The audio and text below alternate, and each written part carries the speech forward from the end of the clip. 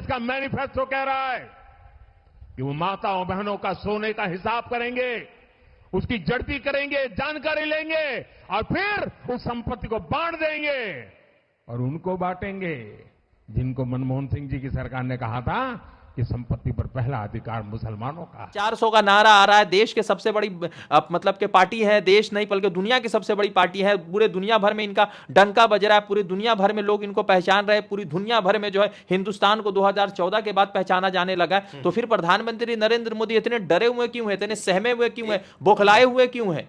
राजा जी, कि प्रधानमंत्री नरेंद्र मोदी इस देश के मुसलमानों को अव्वल दर्जे का शहरी समझते हैं कि नहीं, नागरिक समझते हैं कि नहीं? अगर नहीं समझते हैं तो फिर प्रधानमंत्री नरेंद्र मोदी को इस बात को क्लियर करके लोगों के बीच में यह मैसेज दे देना चाहिए कि हम मुसलमानों को पहले दर्जे का शहरी या नागरिक सिटीजन नहीं समझ। नफरती राजनीति में भी राहुल गांधी आज भी जो है मुद्दों पर वोट मांग रहा है, रोजगार पर वोट मांग रहा है, पूरे देश भर में जिस तरह से नफरती एजेंडा चला उसके खिलाफ वोट मांग रहा है। अभी भी राहुल गांधी खुद कश्मीरी पंडित है, उसके बाद ब्राह्मण है, जनेऊधारी ब्राह्मण है, मगर उसके बावजूद उन्होंने अपने कास्ट को लेकर, कश्मीरियत को लेकर, या उसके बाद जो है इंदिरा जी को 32 गोलियां मारी गई, उसके बाद जो है राजीव जी को बम से उड़ाया गया, इन तमाम चीजों पर आज तक राहुल गांधी ने वोट नहीं मांगा। मगर प्रधानमंत्री नरेंद्र मोदी लगातार धर्म की बात करते हैं, लगातार मुसलमानों को गाली दे रहे हैं, लगातार मुसलमानों को लेकर अलग अलग तरह की बयानबाजी कर रहे हैं। तो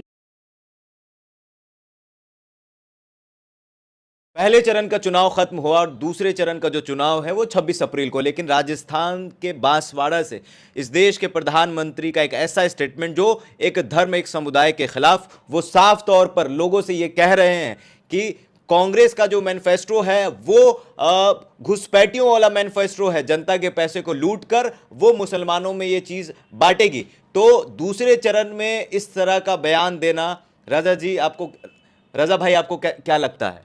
देखिए, सबसे पहले बहुत बहुत शुक्रिया अमान। मेरा जो है कल मैंने प्रधानमंत्री नरेंद्र मोदी का 36 मिनट का पूरा बयान सुना।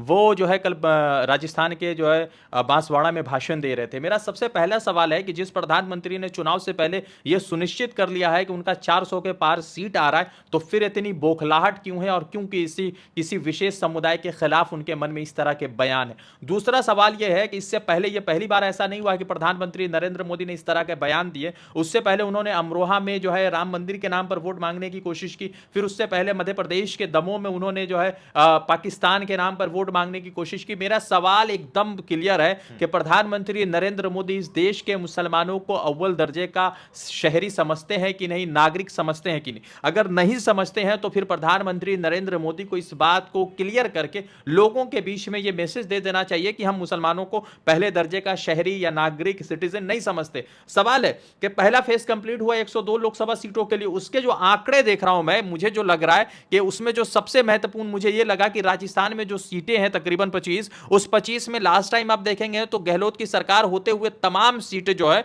वो भाजपा को चली गई थी। मगर अभी का माहौल कुछ और है और अभी जो आंकड़े आ रहे हैं उससे लग रहा है कि जो है भारतीय जनता पार्टी को कांग्रेस राजस्थान में अच्छी खासी सौंध मारने वाली। अब इसीलिए प्रधानमंत्री नरेंद्र मोदी बौखलाए हुए हैं और लगातार जो है मुसलमानों को लेकर बयान दे रहे हैं और इस पूरे चुनाव को, वो हिंदू मुसलमान के चुनाव को बताने की कोशिश में लगे हुए। पहला चीज। दूसरा मैं आपको बता दूं कि उन्होंने कहा कि प्रधानमंत्री नरेंद्र मोदी ने कहा कि जब मनमोहन सिंह की सरकार थी तो मनमोहन सिंह ने ऐसा कहा था बकौल प्रधानमंत्री नरेंद्र मोदी के कि इस देश के तमाम संसाधनों पर, तमाम रिसोर्सेज पर मुसलमानों का पहला हक है। हालांकि यह भी बात प्रधानमंत्री नरेंद्र मोदी ने मुकम्मल तौर से झूठ बोली। साल 2006 का वो वीडियो था जिसकी बात प्रधानमंत्री नरेंद्र मोदी कर रहे थे, उसमें मनमोहन सिंह ने क्लियरली कहा था कि इस देश के संसाधनों पर, रिसोर्सेज पर पहला हक आदिवासी का है, ओबीसी का है, अति पिछड़ा का है, लेडीज का है, बच्चों का है, दलितों का है। उन्होंने कभी नहीं कहा कि मुसलमानों का है। तो ये तो पहला उन्होंने झूठ बोला। दूसरा बात उन्होंने कहा कि कांग्रेस ऐसा मैनिफेस्टो लाई है कि अगर वो मैनिफेस्टो आ गया तो तमाम लोगों के धन को, उनके सोना को, यहां तक के मंगलसूत्र को कांग्रेस जो है मुसलमानों को दे देगी, घुसपैठियों को दे देगी, तमाम बच्चा पैदा करने वालों को दे देगी, जिनके ज्यादा बच्चा पैदा होते हैं उनको दे दी। तो सबसे पहले कि मुस्लिम महिलाओं के लिए वो ट्रिपल तलाक की बात कर रहे थे, फिर अब वो मुस्लिम महिलाओं को जो है कह रहे हैं कि वो ज्यादा बच्चा पैदा कर रही हैं, तो सवाल एक तरह की गाली हुई। हाँ, एक तरह की गाली। प्रधानमंत्री नरेंद्र मोदी खुद 6 भाई बहन है, तो क्या प्रधानमंत्री नरेंद्र मोदी अपने लिए वो बात कर रहे हैं? प्रशांत भूषण ने कहा है उनसे कि वो मुसलमान है या घुसपैठिया, क्योंकि प्रधानमंत्री नरेंद्र मोदी खुद के 6 भाई बहन है, वो 6 भाई बहनों से जो है पूरा समाज में रहते हैं। तो अब सवाल यह है कि प्रधानमंत्री नरेंद्र मोदी इस तरह के हिंदू मुसलमान की बात क्यों कर रहे हैं, जब 400 का नारा आ रहा है, देश के सबसे बड़ी मतलब के पार्टी है, देश नहीं बल्कि दुनिया की सबसे बड़ी पार्टी है, पूरे दुनिया भर में इनका डंका बज रहा है, पूरी दुनिया भर में लोग इनको पहचान रहे हैं, पूरी दुनिया भर में जो है हिंदुस्तान को 2014 के बाद पहचाना जाने लगा है। तो फिर प्रधानमंत्री नरेंद्र मोदी इतने डरे हुए क्यों हैं, इतने सहमे हुए क्यों हैं, बौखलाए हुए क्यों हैं? राधा जी, मैनिफेस्टो की बात कर लें। मैनिफेस्टो पर हैं तो मैनिफेस्टो पर एक बार बात कर लीजिए। कांग्रेस का मैनिफेस्टो क्या है और कांग्रेस जनता को क्या दे रही है, और जनता को मोदी जी क्या बता रहे हैं कि कांग्रेस क्या देने वाली है? सबसे पहले मैंने दोनों मैनिफेस्टो पढ़े, अच्छे से पढ़े हैं। सबसे पहले कि कांग्रेस ने कहा है कि हम 30 लाख रोजगार देने वाले हैं, पहली नौकरी पक्की। उसके बाद उन्होंने कहा है कि केंद्रीय जितने भी मतलब के इंस्टीट्यूशन है, जहां जहां पर नौकरी खाली है, वहां वैकेंसीज है, उनको हम फुल करने वाले हैं। ग्रेजुएशन डिप्लोमा होल्डर को पहला जो है नौकरी पक्की मिलेगी अप्रेंटिसशिप के जरिए। उसके बाद उन्होंने कहा है कि 1 लाख रुपए प्रति साल डिप्लोमा और ग्रेजुएशन के बंदों को दिया जाएगा। महिलाओं को 1 लाख रुपए दिया जाएगा ताकि वो सक्षम बन सके। हर डिस्ट्रिक्ट में जो है मतलब के 5,000 करोड़ की बात वो कर रहे हैं, जिससे जो है वहां के छोटे जो रोजगार देने वाले जो सेक्टर्स है उनको स्टार्टअप कर पाए। महिलाओं के लिए आशा होम की बात करें, महिलाओं को एमएसपी की गारंटी है, महिलाओं को प्रति साल 1 लाख रुपए देने की गारंटी है। जो आदिवासी जिनका जमीन छीन लिया गया नए नियमों के अधीन, उनके पुराने नियमों से उनके जमीन को वापसी की जाएगी। जो अग्निवीर है, जो 4 साल की नौकरी है, प्रधानमंत्री 5 साल के लिए बने मगर नौकरी 4 साल के दिए थे। चाइना का फोर्सेस के सामने हमारे ये अग्निवीर के जवान ठीक पाएंगे क्या? मैं इसमें कोई कमी और बेसी की बात नहीं कर रहा हूं। एयरफोर्स है, मार्कोस है, एसपीजी के लोग हैं, एनएसजी के लोग हैं, बीएसएफ के लोग हैं, सीआरपीएफ के लोग हैं। ये लोग तमाम सक्षम लोग हैं, क्योंकि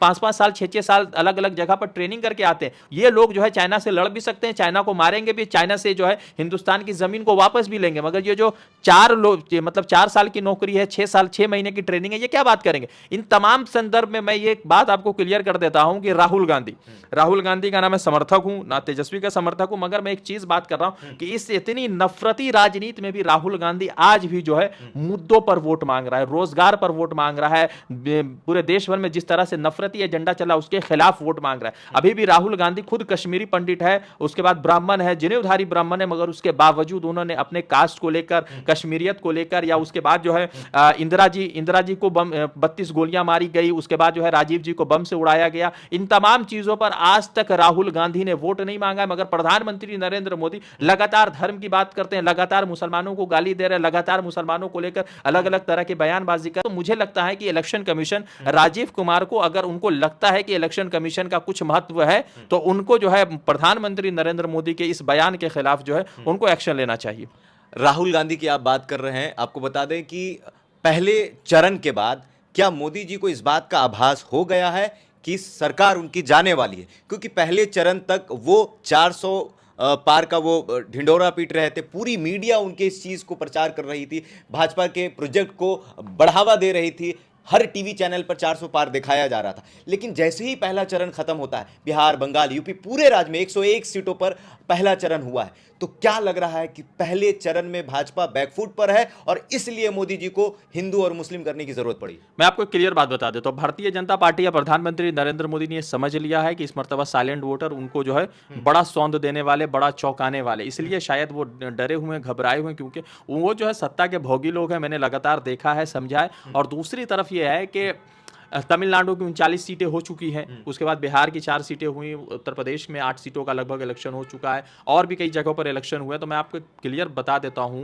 कि पहला फेज कांग्रेस का 2019 में भी मजबूत रहा था, डीएमके सबसे मजबूत रही थी, मगर अभी ये ऐसा लग रहा है कि राजस्थान में कांग्रेस भाजपा को बड़ी चोट देने वाली है, और इसीलिए ये बौखलाए, क्योंकि 2019 में 25 में से 25 भाजपा जीती थी, मगर इस बार ऐसा नहीं हो रहा है, और ये भाजपा ने खुद महसूस किया। और यहाँ तक कि जो भाजपा के चैनल है, जो गोदी मीडिया है, जो सरकारी और दरबारी मीडिया है, उन लोगों ने भी इस बात को क्लियर कर दिया कि इस मर्तबा 2019 वाला माहौल नहीं है कि मध्य प्रदेश से पूरा मिल जाए, राजस्थान से पूरा मिल जाए, हरियाणा से पूरा मिल जाए, कर्नाटका से जैसी राज्यों से 27 के 27 मिल जाए, बिहार से 39 मिल जाए, गुजरात से 26 मिल जाए। इस बार ऐसा माहौल नहीं, इस मर्तबा इनको बड़ा चोट लगने वाला है। बिहार में आप और हम दोनों चुनाव कवर कर रहे हैं, जमीन पर जा रहे हैं। 19 में जिस तरीके की हवा थी मोदी जी को लेकर, 14 में जिस तरीके से हवा था, एक क्रेज था प्रधानमंत्री मोदी जी को लेकर, लेकिन इस बार जमीनी हकीकत आपने क्या देखा?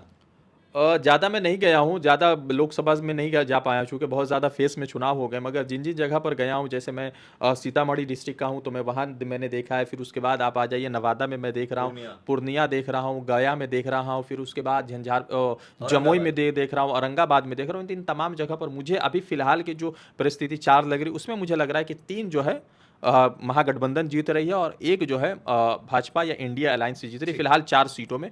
तेजस्वी यादव चूंकि बिहार के हैं और जैसा उन्होंने 17 महीना में 5 लाख नौकरी देने की बात की है, और तेजस्वी, राहुल और अखिलेश का जो जिस तरह से युवाओं का एक जोड़ चल रहा है पूरे लोकसभा चुनाव में, तो ये तीनों युवा जो है भारतीय जनता पार्टी को इस मर्तबा रफू चक्कर करने वाले हैं।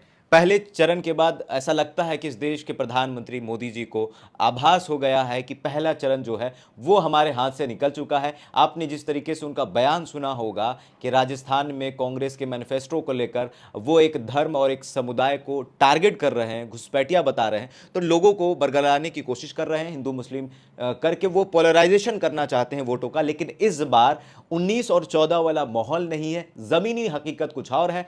आप किस राज्य से हैं, कहां से हैं और आपके यहां क्या माहौल है, हमारे कमेंट बॉक्स में जरूर बताइएगा। बहुत बहुत धन्यवाद। द इंडियन खबर, सच आपके सामने।